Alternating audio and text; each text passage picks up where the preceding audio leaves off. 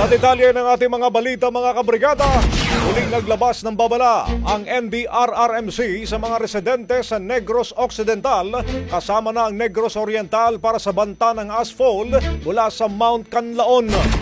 Sa latest na abiso, may inaasahang pagpatak ng abo sa pangkanlurang direksyon mula sa bulkan. Sa huling tala ng DENR, ang Environmental Management Bureau, nasa 30 areas mga kabrigada mula sa Negros Occidental kasamang Guimaras, Iloilo at Antique ang apektado ho ng asphalt.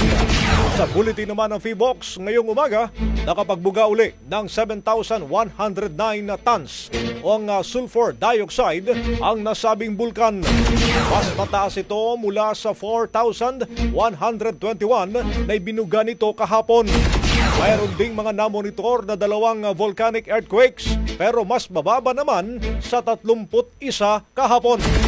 Ngayong araw, nagsasagawa na rin ng aerial inspection ng Task Force Canlaon na pinamumunuan ni PHIVOLCS Director Teresito Bacolcol at Office of Civil Defense Western Visayas Regional Director Raul Fernandez. Bagong-bago, Brigada Balita Nationwide.